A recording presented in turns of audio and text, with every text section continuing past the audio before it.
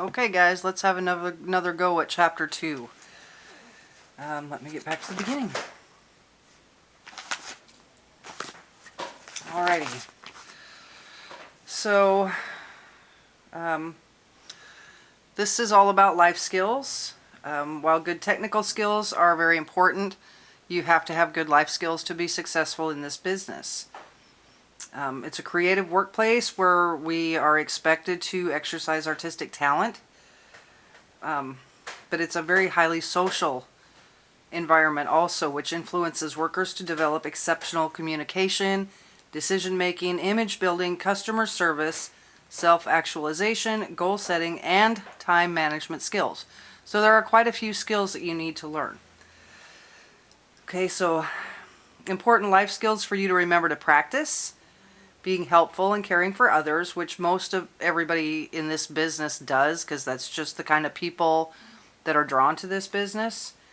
Making good friends, feeling good about yourself, having a sense of humor, maintaining a cooperative attitude, approaching work with a strong sense of responsibility, being consistent in your work, adapting successfully to different situations, sticking to a goal and seeing a job through to completion, and mastering techniques to become more organized.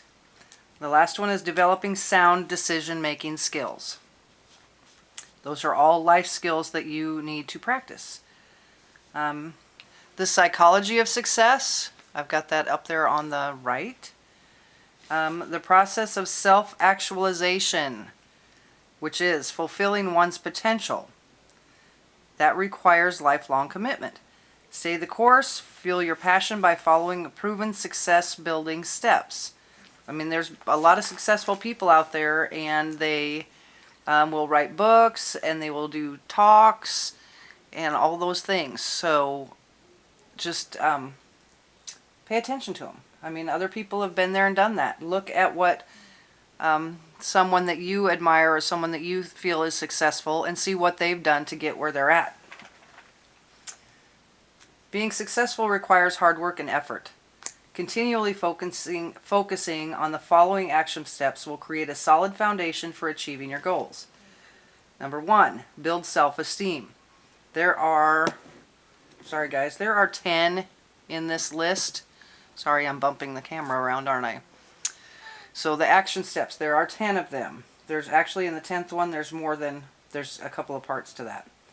So number 1 is build self-esteem. It's based on inner strength, and it begins with trusting your ability to achieve set goals. Begin developing high self-esteem while you're in school. Read positive affirmations. Okay, number 2, visualize success. Imagine yourself working in your dream salon. You're competently handling clients, loving the job and the environment of the salon. The more you practice visualizing, the more easily you will turn your vision into reality. Build on your strengths. Practice doing whatever helps you maintain a positive self-image. You do need to work on the things that you're not the greatest at, but every once in a while go back and do the things that you know you're good at, so that you're building on that. You know you're good at a basic haircut. Okay, now let's put it together with something else. Change it up just a little bit. So start with your foundation and move on from there. Be kind to yourself. Eliminate self-critical or negative thoughts. When you make a mistake, view it as a learning opportunity to improve and get it right. Beth Minardi started her career with Clairol, and then she was with Redken, and then she opened her own color company. And one of her quotes that I use quite a bit is, "The first 10,000 mistakes are the hardest." That's how we learn, is through our mistakes. Okay? Stay true to yourself. Be yourself and be professional. Being unique is a valuable asset in this business. It takes too much time and effort to try and be somebody that you're not. Number 6, practice new behaviors. Somebody's messaging me. Creating success is a skill. You can develop it by practicing positive new behaviors such as speaking with confidence, standing tall, and using proper grammar. Hello. Grammar police here. Keep personal life separate from work. Talking about your personal life at work is counterproductive, and it can cause the whole salon to suffer. Oh, I got lost. Number 8, keep your energy up. Get the proper amount of sleep for you, because we're all different. Eat healthy foods, manage your time wisely. Also, make sure that you create a balance by spending time with family and friends, having hobbies, and enjoying recreational activities. Respect others, number 9. Make a conscious effort to respect everyone. Exercise good manners with others by using words like please, thank you, and excuse me. Practice being a good listener and remember not to interrupt others when they are speaking. Stay productive, number 10. There are 3 bad habits that can keep you from maintaining your peak performance. Procrastination is the first one, perfectionism is the second, and the third is lack of a game plan. Have a plan, work the plan, you hear me say that. You will see an almost instant improvement in your productivity when you eliminate those 3 troublesome tendencies. So procrastination is putting off until tomorrow what you can do today. This thought process is a symptom of faulty organization. Perfectionism is an unhealthy compulsion to do things perfectly. Success is not defined as doing everything perfectly. In fact, someone who never makes a mistake may not be taking the necessary risks for growth and improvement. Let that one sink in. Someone who never makes a mistake may not be taking the necessary risks for growth and improvement. Lacking a game plan. Okay? Having a game plan is the conscious act of planning your life, instead of just letting things happen. While an overall game plan is usually organized into large blocks of time, 5 or 10 years, it's just important to set daily, monthly, and yearly goals, but we will get to goal setting here in a little bit. Okay, also, we're at motivation now. That was your action steps. Excuse me. Motivation and self-management. Okay, starting something new can be both exciting and intimidating. Motivation and self-management skills will help you move to the next level in your career. To achieve success, you need more than an external push. You must feel a sense of personal excitement and a good reason for staying the course. You are the one in charge of managing your own life and learning. To do this successfully, be creative. Okay, which leads us into creativity. Creativity means having a talent such as painting, acting, cutting hair, applying makeup, doing nails. Creativity is also an unlimited inner resource of ideas and solutions. To enhance your creativity, keep these guidelines in mind. There are 4 guidelines. Number 1, be positive. Criticism blocks the creative mind from exploring ideas and discovering solutions to challenges. Number 2, look around for creative inspiration. Tap into the creative energy of art museums, music, fashion shows, magazines, nature, lots of different things. Improve your vocabulary. Build a positive vocabulary by using action problem-solving words like explore, analyze, determine. Surround yourself with others who share your passion. Many talented people find that they are more creative in an environment where people work together and share ideas. This is where the value of a strong salon team comes into play. And designing a mission statement. A mission statement establishes the purpose and values for which an individual or institution lives and works by. It provides a sense of direction by defining guiding principles and clarifying goals, as well as how an organization operates. The mission often becomes more than just a statement. It becomes the cultural pulse for the organization.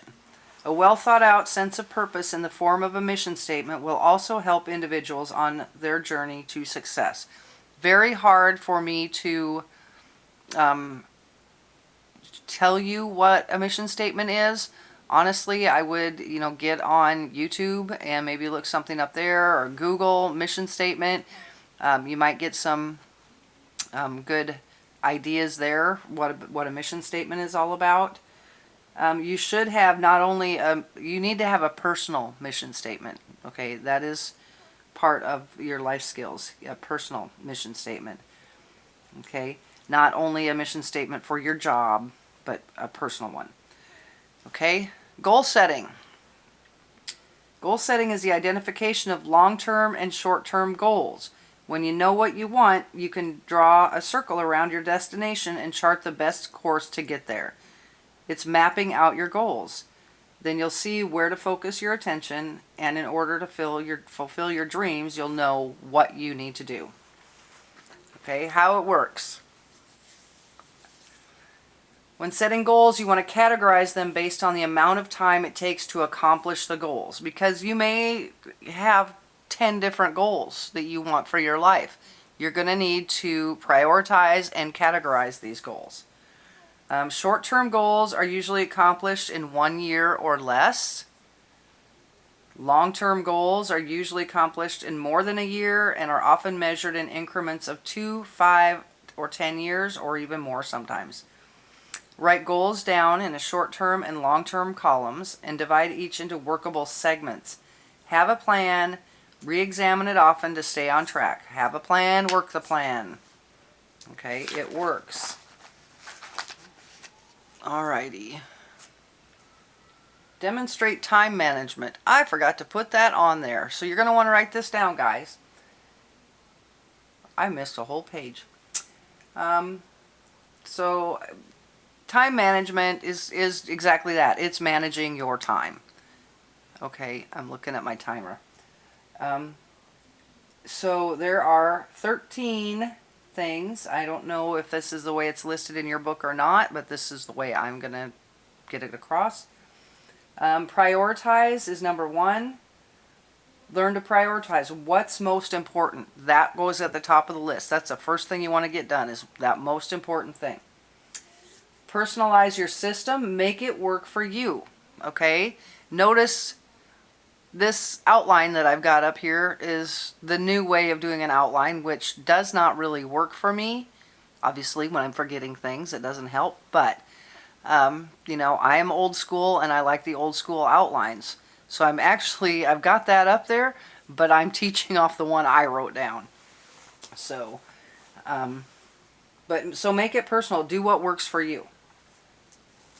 Don't take on too much. Learn how to say no. We are all caring kind of caretaker people, and we tend to have a really hard time saying, no, I don't have time for that. No, I don't want to do that. So learn how to say no and feel good about saying no.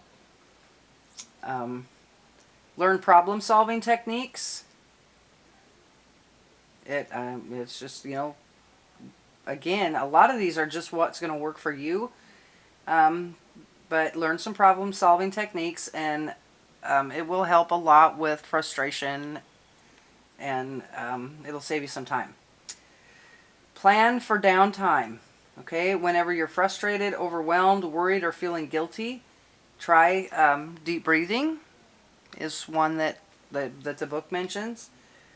You know, for me, listen to music, and it's certain kinds of, depending on what I'm frustrated about, I might listen to different kinds of music. So find what works for you.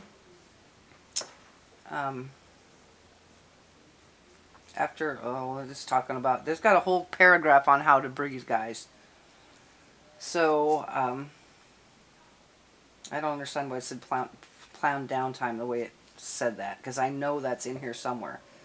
Number 6, carry a notepad, organizer, tablet, or other digital application. A lot of you guys work really well with your phones. I am a note person. So, unfortunately, sometimes I lose my notes. That's kind of a problem. But anytime you have a good idea, write it down. Because you know what? By the time you do 5 or 6 errands and then you get back to this, you're going to think, oh man, I had a really good idea earlier. What was it? And you're not going to remember. So write things down. Make schedules. Make daily, weekly, and monthly schedules for work, study, and leisure time. You know, when you're in school, you don't have a whole lot of spare time. But you need to take some of that time and do something for yourself. Identify the best times for productivity and relaxation. We'd be in a heap of trouble if we did class time at 2:30 in the afternoon, because I would be sitting at my desk sleeping probably instead of telling you anything.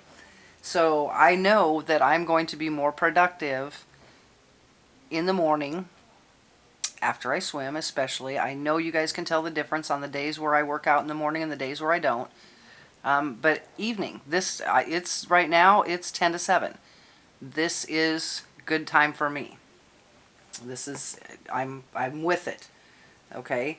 So, no, just kind of identify those times for productivity and relaxation. Reward yourself. You know, if you meet one of those small little goals, buy yourself an ice cream cone. You know, you just reward yourself. Plan exercise. Remember that exercise and recreation stimulate clear thinking. Ta-da! I'm always better after I work out. Schedule a block of free time daily. Okay, when they say a block, they don't necessarily mean like 4 hours. You may only have 30 minutes, but you want to have some just free time. Something free. Nothing is planned in that spot. Use to-do lists. If that's, you know, it's telling you here to use to-do lists. If it works for you, great. If it doesn't work for you, find another way to keep yourself organized.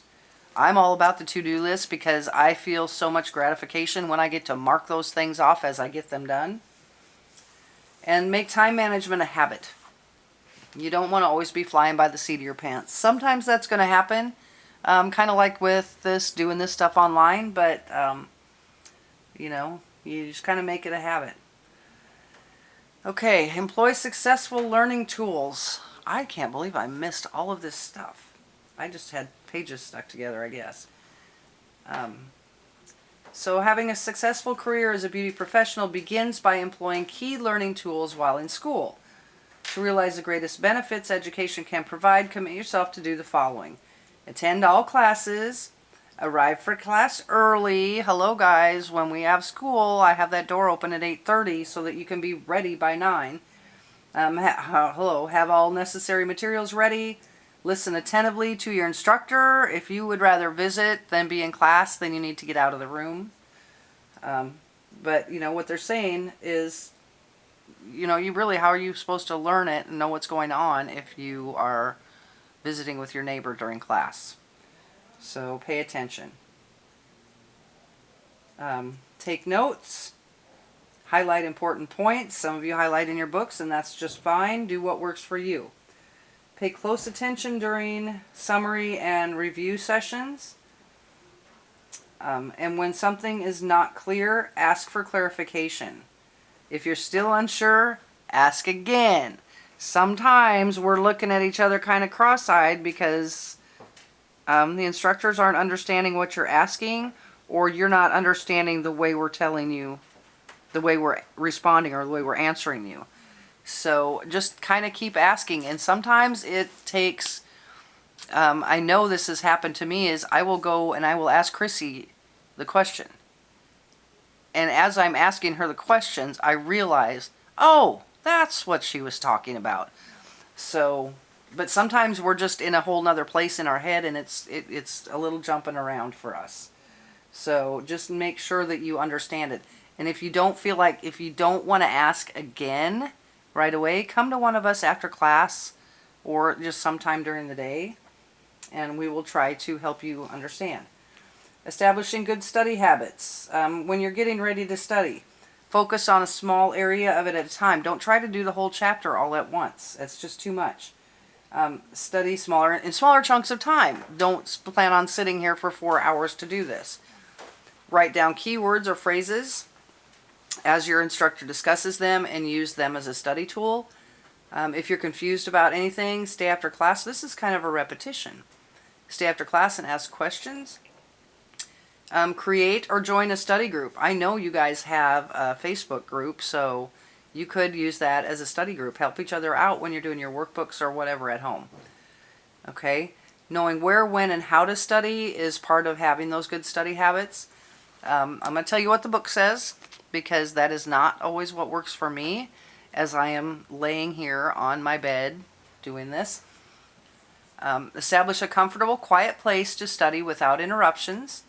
Have everything you need: books, pens, paper, proper lighting prior to studying. Remain as alert as possible by sitting upright. Reclining will make you sleepy. That doesn't work for me. I am better off to read in bed. So everybody's kind of got their own things. But these are the book answers, okay? When to study, start out by estimating how much study time you need. Study when you feel most energetic and motivated. Practice effective time management by studying during blocks of time that would otherwise be wasted, like while you're waiting in the doctor's office, or if you're on the bus, or, just any time that you're waiting. That's the students that I see that use the make note cards. Those are really handy because you can toss those babies in your purse and you can study them anytime you're stuck, you're waiting in line at McDonald's or whatever. I mean, obviously they're going to be a little bit quicker usually, but if you're having to wait somewhere, why not? If you're at the DMV, oh my goodness, how much studying do you think you could get done at the DMV? Okay, those lines are always long. And how? Study one section of a chapter at a time and review the key points. Highlight key words and phrases as you go along. You can come back to them and then refresh your memory. Test yourself on each section to ensure that you understand the information. Okay. Oh, now we're finally to one I wrote down. Ethics. Okay. Ethics are the moral principles by which we live and work. In a salon setting, ethical standards should guide your conduct with clients and fellow employees. Okay. 5 professional actions. These are things to practice, these ethics. Provide skilled and competent services is number 1.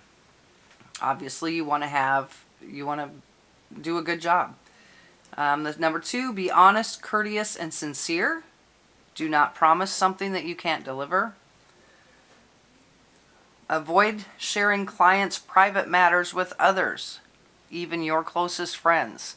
Sometimes it's really hard to keep that secret, but our clients trust us to keep those secrets. Participate in continuing education and staying on track with new information, techniques, and skills. You guys with the internet, we can learn so much faster that we used to have to wait for the shows basically to learn anything, or go to a class at the supply store, which for me, it seemed like they always put them on Mondays because the salons are closed on Mondays. Well, I am not. I work 11 and a half to 12 hours a day on Mondays. So, and it just was hard for me to get to classes. Now that I can get online, I can do that on Wednesday morning. Well, not now because I'm teaching Wednesday mornings, but used to be I had Wednesdays off and that was my day to do things like that. And that also keeps you from getting burnt out when you learn these new things. So give clients accurate information about treatments and products. Don't say that something will work and it doesn't. Okay. I know I've told you about my one gel that looks like little bubbles, and then as it comes up it smooshes together, and people always want to buy that bottle of gel. And that bottle of gel is meant for hair that is not in the best condition.